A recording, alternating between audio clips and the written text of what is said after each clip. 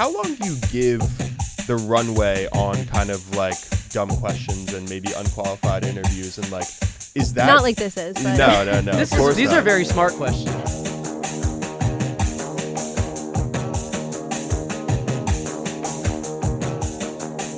All right, we good?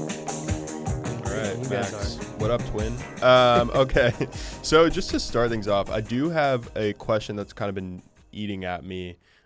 Is media more fragmented than ever, or is it more consolidated and concentrated than ever, or centralized rather? Because I'm thinking about, like, you know, you have this Paramount Warner Brothers merger. You wrote recently about how LinkedIn is potentially acquiring Beehive, the newsletter, nay podcasting platform.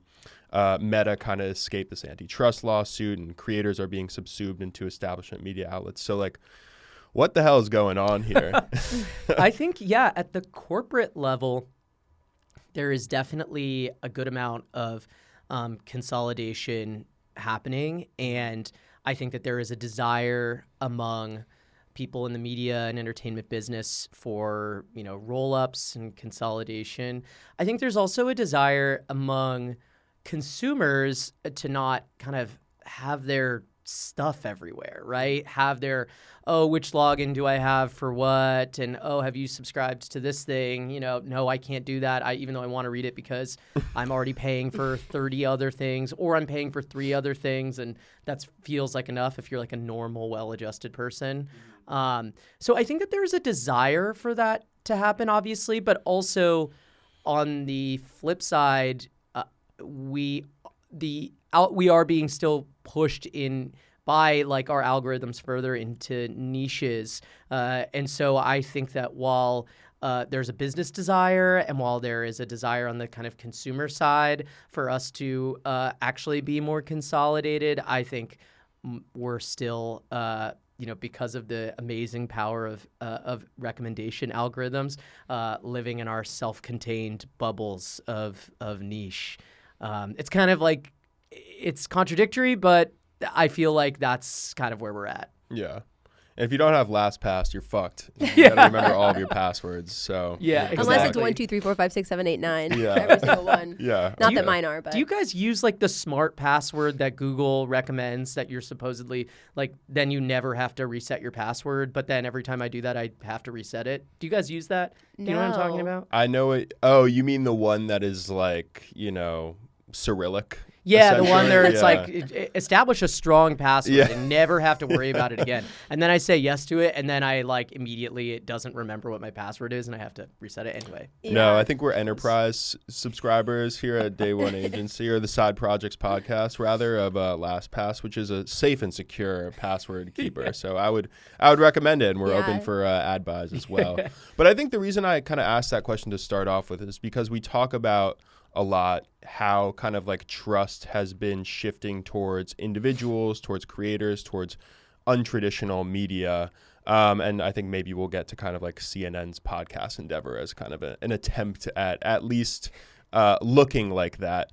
But, and part of that we think has a lot to do with this lack of trust in expertise. And what that looks like, and I think you've written about this before, is kind of like an anxiety around the death of criticism. A lot of outlets have been firing critics, art critics, music critics, etc. Very powerful, scary people going on the Nelk Boys podcast and talking about, whether they want to eat the big arch or a Whopper or something. And more recently, we had like Jake Shane get a lot of heat for his coverage at the Vanity Fair. So how long do you give the runway on kind of like dumb questions and maybe unqualified interviews, and like, is that not like this is? But no. These are very smart questions.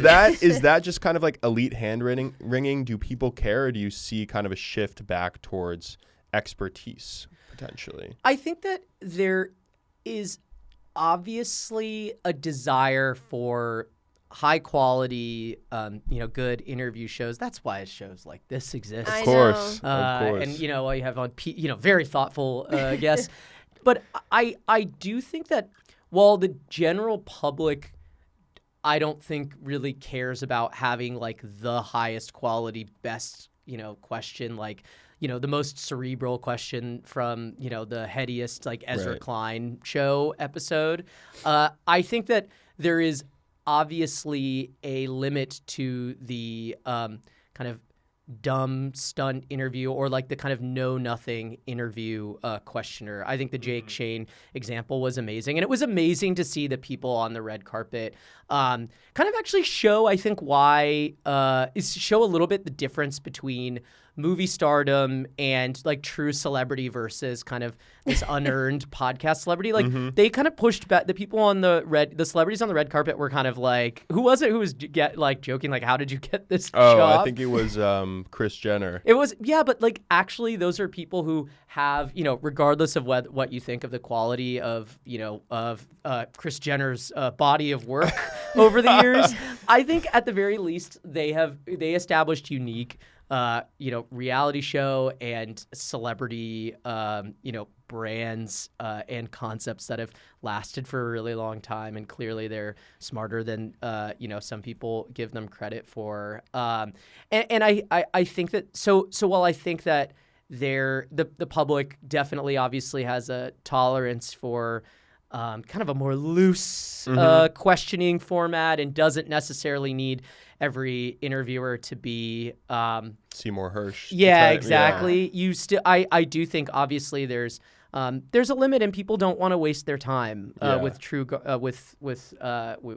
don't want to waste their time. I mean, I think it's kind of like, no one really wants past that puss to ask, does this mark the end of NATO? We've been seeing. I actually would have loved to a real erosion of like, is Article 6 even, is that gonna even happen? I actually, for what it's worth, that would have been an interesting question to ask, the folks at the Oscars. Yeah, I agree. Yeah. Well, I guess I wonder too, because I feel like when we were talking about what we wanted to get into with you, it was kind of like this weird swirl of like trust, polarization, expertise, and like LARPing, because we were discussing, of course, the CNN podcast, whatever you want to call it, but like Jake Tapper, podcast mic at like Anderson Cooper, kind of also on the podcast mic, and how it's kind of this like dragon eating its own tail of like, they're copying the podcasts, but the podcasts are also in some way like sort of copying Cable of Yore, which had, as we now have, so Pot Kettle, but like that had this sort of like big microphones, that had this sort of living room like settings, like thinking about like the Adam Friedland show, like there is sort of an homage to like a Johnny Carson, even sort of like the Walter Cronkite of like, oh, this is just like that guy that's in my living room. And I have this kind of like, or at least I guess how people romanticize that era. Yeah. So I sort of wonder what you make of that in terms of like,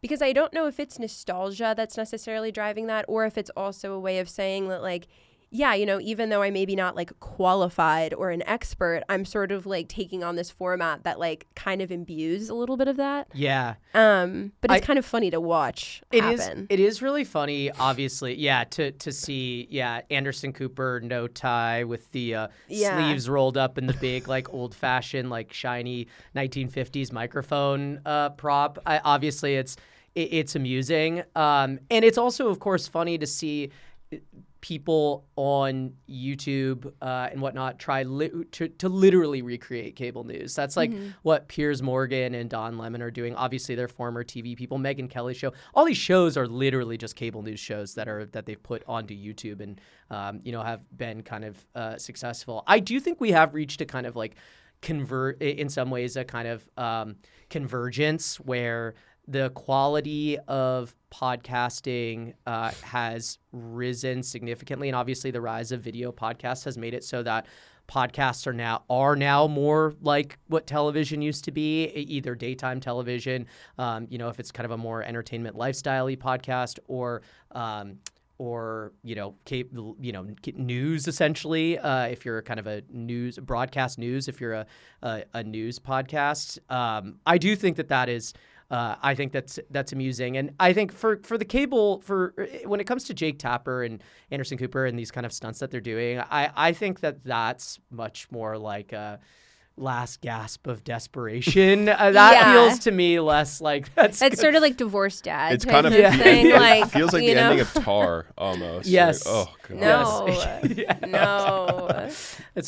I do think though that it's a real misdiagnosis on their part that the reason why people aren't watching cable is because they are like weirded out by seeing people on television in a Right. suit and tie, and they would prefer to see them roll up their sleeves and whatnot. Also, like, I also don't understand the Walter Cronkite aesthetic recreation because like he literally did wear a suit and tie, and it was very Yeah. formal. Yeah. If you watch those old videos. Yeah, I mean, I guess I wonder sort of in a broader scope, because it feels like, you know, traditional media and new media are sort of pitted against each other in a lot of ways. But I think that like they're also sort of in bed with each other in a way that I think is, it was interesting sort of to listen to your podcast on Mixed Signals talking to Joanna Stern, where she was speaking about how like, you know, she's left the Wall Street Journal, but she hopes that young journalists who aspire to be like her first go to the Wall Street Journal, then leave the Wall Street Journal to become sort of like freelance experts sort of under their own sort of, you know, entrepreneurial journalism careers. But like, I wonder what you make of that in terms of like, because I think going back to the contradictions, it's kind of like traditional media is like the incubator now of this new talent.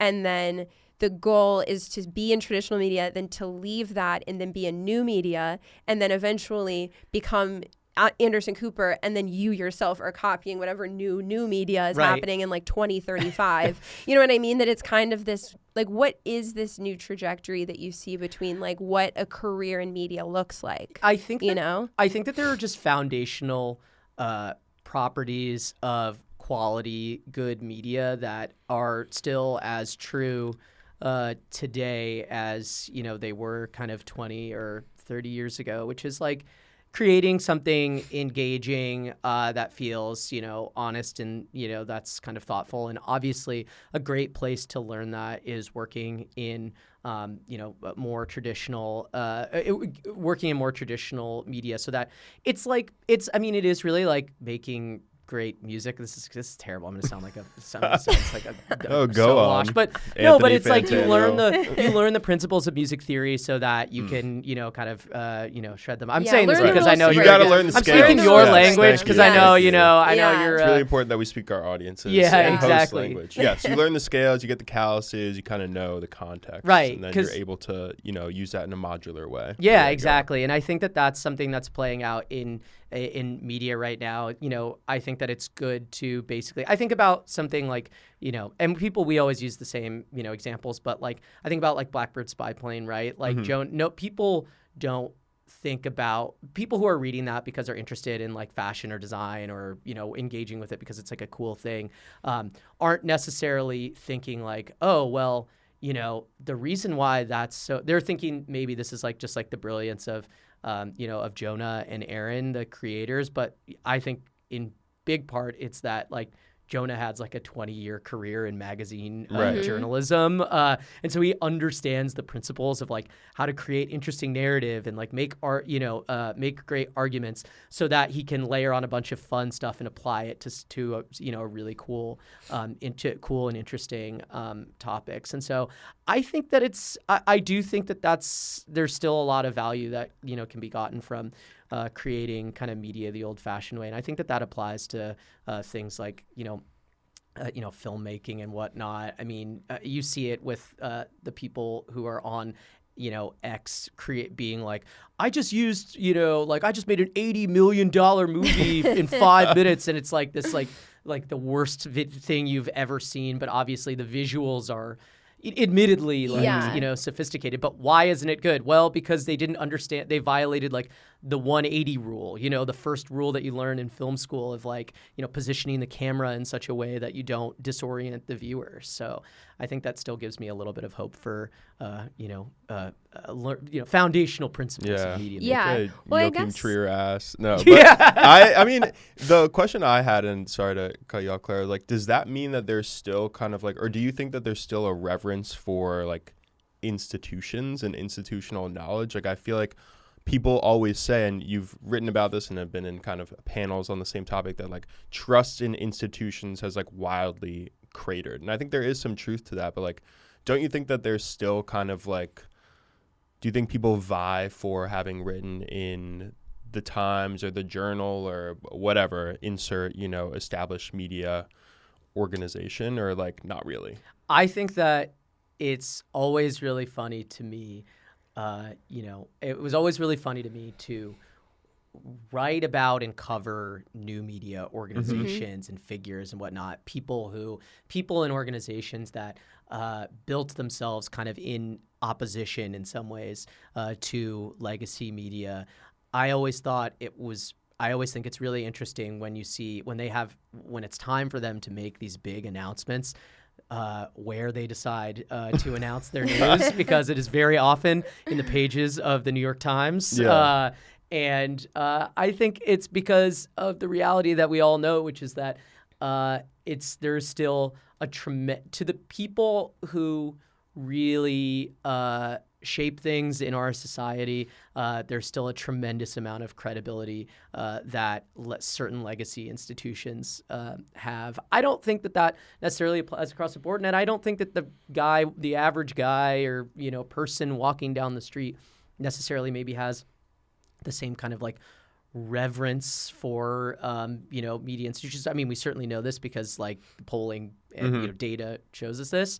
But I think when it comes down to it, the people who are making the decisions that shape our world mostly are still understand the power of those institutions, and I still think trust them to a certain degree. Do you guys think that that's true, or do you think that Yeah, I do. I mean, when everyone talks about like, and this is no shade to this particular person who I've never met, but I've seen being written up as like, X amount of the new Gen Z's Joe Rogan type of like someone like Aaron Parnas or whatever. I'm like, your job is to just read headlines from established organizations. And I understand that there's kind of like a funnel approach and like the algorithm is pushing it to a younger generation who might not have LastPass. They might not have subscriptions to the Times, etc.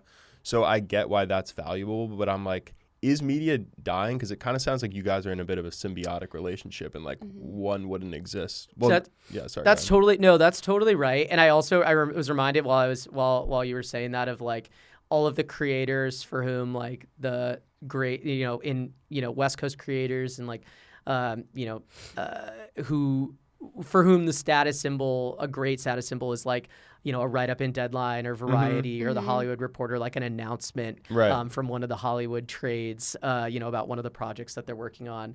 I just have heard from PR people who represent for a lot of creators that's like, something that a lot of those, people want more than, more than even like something in the Times or whatnot. So I do think that obviously people understand that it's still valuable and, connotes some real seriousness. Yeah. If it ain't the gray lady, it ain't me. But yeah. No, I mean, I agree. I think to that point, actually, I think what's interesting to me is that the institutional authority is sort of like a credential almost, that like I remember like the Emily Sundberg New York Times profile where I think it called her like the Carrie Bradshaw of Gen Z or something, and I was like, okay, well, like that's like you made it, kind of. Right. Do you know what I mean? Where it's like, even though like she had been huge obviously before that, it's like I think it still means something to get the badge, and like get someone to say that. And I think that's what makes me interested in it, especially from like a talent perspective and like bringing it sort of to the marketing brand world side of things. Like I think there's obviously a lot of anxiety around like AI and what that means in terms of like from a talent development standpoint, but it's also like when you have a bunch of young people who are essentially like operating in a world that is not perhaps asking much of them in school, like where do you go, or like how do you vet someone to know that they can do what they say that they can do based off of where they went to school. And I do wonder if like, and from a media standpoint, maybe it's working as like in a fellow at the New York Times or it's doing something like that. But like, even if ultimately, this young person grows up to be sort of like a right-wing skeptic and is like, I worked at the New York Times and it radicalized me or whatever, that it's That's still a great career kind path, of by like, the way. I know exactly. You could sell your newsletter a lot for of people are $150 doing million. that. But yeah, like I think that it's still, even if you ultimately like sort of toss off this like institutional authority, like the fact that you have it at all is sort of what gives you a space in the room still, because I think even just on Substack too, like there's so many people talking and like it can be hard to say like this one person's opinion matters to me more than this person's opinion. And I don't know that like new media, and I'm curious if you think that like how new media can function without having traditional media as its foil almost, because it feels like in order for new media to exist, it needs to kind of have its like antagonist in some way. And I feel like it, you know what I mean? Like that dynamic is really interesting to me. Don't you think too that once you get to be successful enough in new media that basically you just end up creating just a digital version of something before? I mean, like you think about like what MrBeast does. Like it's not that different from what like I grew, you know, when you what I grew up watching in terms of like Nickelodeon games. It's a combination of like Nickelodeon games and then like what was that shit like America's like Home Makeover or American Gladiator or like, Wipeout gamified. Yeah, it's like gamified, but at the same time also there is like an inspirational element of like you know I like the making the blind, you know, doing surgery to make blind people see or whatever. Like it is the same. It's not that different from, you know, when you know they had that show and you'd be like move that bus and then like they would be, you know, the house would be nice and the family would be crying and it's like oh my god, this is amazing. It's just a similar. It's a kind of a similar. The emotional things that it's playing off of are similar. It's just a different visual format, and the host is way weirder. Kind of shockingly weird. Shockingly, you know what? like, Maybe the SEC should investigate him. I don't care. I don't care. Can't really fully pronounce words like super well. That's like, you know, but I mean, you know. That hasn't stopped him, which is like really amazing, obviously. Yeah. Well, I guess going back to what we were talking about at the beginning too, only just because you mentioned about like formats and like we were talking about like the cable news, Jake Tapper of it all. I wonder, like, I feel like when you, or at least when one thinks about media, it's like there's sort of like the newspaper time, there's the TV time, and I feel like people are kind of, and I'm saying this in dumb terms. Are you doing no, that's no. Time? I know exactly what you're saying. Like there's newspaper time, TV time, and now we're in like social media time, video podcast time. I don't know, video time in general. But like I wonder too in this sort of fragmentation / consolidation. Like, do you think that media is consolidating around specific formats, or do you think that it's actually splintering in terms of formats? Because I feel like what's interesting about like the CNN sort of trying to go after the pod format thing is it's like, yeah, but then they also could have tried to do like, here's the CNN Substack. You know what I mean? Like where you can kind of imagine like the various suggestions that you might make to them. Because I feel like what's interesting is like you're watching traditional media try to like, I guess, copy what they think the sort of dominant format is, but I feel like there is no dominant format to me, I guess, as a news consumer. I think like if you had to say that there is one dominant format, it's obviously video. Yeah. And that is, I mean, that's true both in long form and short form, right? It feels to me right now, it feels like short form video just because of the amount of it that we watch and encounter. But obviously, people are spending a tremendous amount of time on YouTube. So long form obviously kind of can't be discounted. I do, but I've thought about this a lot myself because I've thought I was having a conversation over the weekend with with somebody who works in communications who was just saying essentially to me that their job is just much harder now because nobody reads, and they were like just like nobody reads. We know this, and so it's actually like a lot harder for us to get kind of our message out because it used to be like we could put an article in a newspaper and that was kind of it. Now to reach people, especially to reach them with information that's like kind of technical sometimes, it's like a lot more difficult if most of the people were are getting their information on from watching videos and this stuff is not engaging in a visual kind of way. But I do think, at the end of the day, when I think about my subway ride here, which took me like about 30 minutes or so, I listened to a podcast, I read a newsletter, I read articles in the Times. I watched some short form reels. So you got a push notification or two. I read some email. Like exactly. And I got a few push notifications. I think I got texts in my group chat like of tweets and whatnot. Like I do think in general, most media companies, I think of a certain scale, are operating like everyone is consuming every form of media. I think that the reason why TV feels stale is because it's not digital, but every form of digital media is going to continue to be valuable to a certain degree. Even though people don't read, plenty of people do read, newsletters every single day, and people are still reading articles. It's not at the same scale that it used to be, but a lot of people are still reading written words, which I don't think it should be. It should be lots of people. It should be Everyone more. should be reading written words. We can't all read as much as you do. That is you. And true. It's a lot of written words. Yeah. I love the written word. Certified lover of the written word. I mean, I guess. Oh, wait. I just really do. I have to ask you something because we are here for the first time on YouTube. And I feel you're also on YouTube on your podcast. And I've seen short form videos of you. I wonder, it sounds like a threat. No, yeah. I've seen you in Reels. Yeah.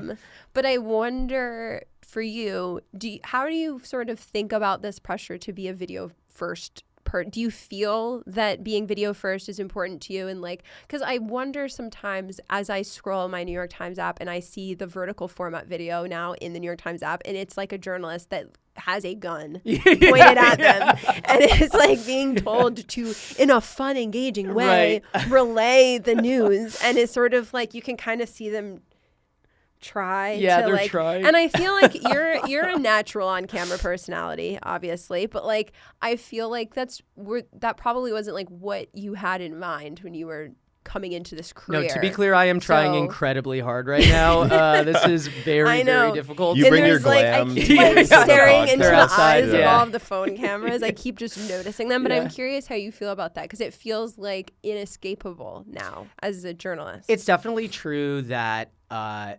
it's slightly amusing and a little sad to watch people who have the face for radio / our old kind of the classic newspaper reporter, like a little bit schlubby but like dog it, like obviously that's a different skill than being like, so you have to check out these, if you're in Brooklyn, to the link in my bio exactly, and like pointing out, like pointing up like this, like I think that it's a different skill set, but at the same time, I do think, I feel like, I mean, and you guys know a lot of people, like this as well. They've been on your show. You guys are them to a certain degree as well. Like people who are our generation and below understand that you kind of have to do unless you want to stay in your lane and just be good at the thing that you're good at. There's plenty of people who are like that when it comes to like Twitter or just writing an interesting newsletter or whatever it might be, or just making like short form TikToks and not writing articles or whatever. I think that there's an expectation to be good at a lot of stuff, right? Yeah. Like you guys are both good, like on cameras in these, in podcast audio interviews, and also you're good writers and good, have an eye for visual design stuff that I personally do not have. It doesn't reach that level. I gotta gas you guys up, We have a lot of these talking points ahead of time. Did you ever have this? Is like complete. Max has a teleprompter. Yeah, I'm reading. There is also a gun to his head. Yeah. Did you? This is complete non sequitur, but. Remember how big of a moment LeVar Ball had in like 2017, and there was a lot of like stay in yo lane style we talked merch. About this. I thought and now he got his leg cut off. He did. He does have his quite leg sad, cut off. but unfortunate. It is the most notable thing that's happened to him since then. Unfortunately. Yeah. Whoa. I mean to be smiling. Yeah. But not good. Again, that's the double-edged sword of video. They can see what you're smiling at all the bad jokes. But yeah, when you're talking about staying in your lane, that's what it reminded me of.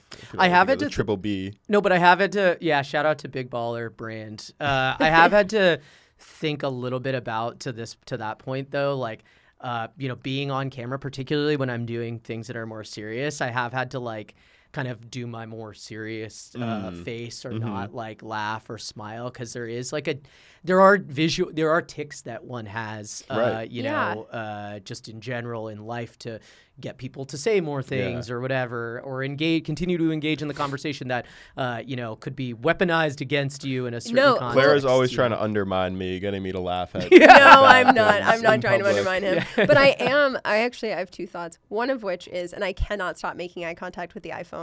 I like keep staring into their little beady eyes. Yeah, they're a little menacing. It's really distracting, but it's also funny to your point about tics. Eli and I did like a test podcast recording, and I was sitting in that chair. In the entire podcast, I'm like gripping the edge, like I'm being like shot through cyberspace or something. But it's just because it's right here. I know. It's just like, anyway. You just kind of want to grab on for comfort. I can't remember the other thing I was going to say. Oh, I got a question. Ask your question. Okay. I'll remember. Also, shifting gears, you have spoken to Warby Parker model Adam Mosseri, and he kind of deflected on your question about the infiltration of AI-generated content, dare we say slop, on the platform, Reels, etc. I know Meta also has like an AI-specific platform, but I don't think that's Mosseri's beat.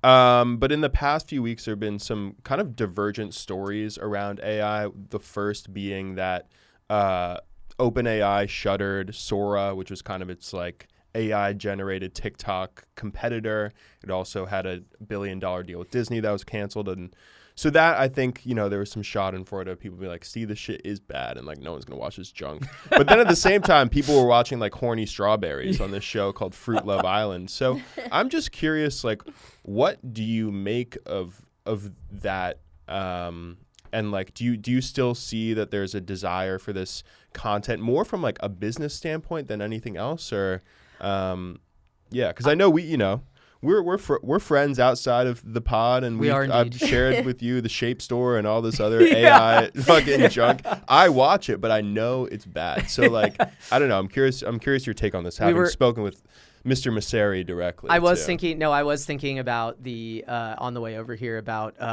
explaining to you guys in person my choose your AI grandpa and how insane I felt explaining that out loud, having you guys having not seen it. Now of course you're familiar. Yes, of course. So to kind of sum up what he said when we had Adam Mosseri on the pod, he was saying basically, I asked him about if he was afraid that kind of the proliferation, the ease of these AI video making tools would just make it so that, there would be a huge problem of just AI junk flooding the platforms, right? Mm-hmm. And people trying to, monetize by creating just these endless accounts that are just geared at creating engagement. And we've seen that obviously on the World Wide Web in general, as I refer to it. In general, there's just a tremendous amount of written AI content that's being generated. You see it on Amazon with books and whatnot. He had a very interesting answer, which was just that he wasn't really concerned about whether the slop was AI generated. He was just concerned about low quality content in general on the platform, which I thought that definitely is I think that there's some truth to that, right? Like, and that is a valid response to a certain degree, which is like his main concern is just no low quality content, whether it's AI or otherwise. I think it's partially self-serving because, his main goal is to keep people engaged on the platform. And if they want to watch Fruit Love Island, even though I think it's like incredibly dumb, kind of honestly disturbing in some cases shit, then it's his mission to kind of do that, to keep his job and maximize shareholder value for Meta. But I do think that when it comes to AI video content, I think that there are two things that are going on. I think that Sora failed just simply because it was too expensive and they didn't want to sustain the costs. It was reportedly losing around $1 million every single day, which is that's not so great. That's not Saturday night. It's a Saturday night. We crunched the numbers on that, and that's not. The CFO didn't totally like that. But I think that the real problem with the platform was that it was solely AI generated content, right? Like, I think that people clearly are not upset about having some AI generated content in their TikTok feed that they could scroll past to get to something else. I personally don't like it, but clearly millions of Americans and people around the world are not as offended by and those it visually. people can vote. Those people do vote. They They show are up. going. They are Pokemon going to the polls. They absolutely are. But I think that clearly the world is not ready for just pure AI generated an app that's just purely AI generated content. And frankly, like, why would they be? Like, do you guys, beyond the kind of beyond kind of the comic value of some of these videos that we have discussed and the kind of absurdity of some of the kind of garbage, I mean, could you see yourself returning, just watching hours and hours of endless versions of that? What was this supposed to be? That's kind of what I asked Maseri and what I've asked some other people, who are, high up in the space trying to kind of make it happen. I just don't think that when it's explained to me like, oh, people are going to be creating X, Y, and Z all on AI, it doesn't seem to satisfy the reason why most people are on platforms like Instagram and TikTok, which is to still see some content from people that they know, but also see stuff from the real world that's interesting to them. To watch disturbing gender reveal videos from northeastern Pennsylvania. Exactly. You want to be bummed out by real people. Yeah, you don't want to watch. Well, here's the other thing too. They all, or a lot of them, they follow the same format where it's like whether it's a dad who's a banana, or it's like a little kitty cat and his dad who's a slightly bigger kitty cat. It's like mommy is having an affair, and sometimes the mommy is a sexy cat, sometimes she's a sexy strawberry. You know what I mean? But like then daddy and the little banana get jacked. You know what I mean?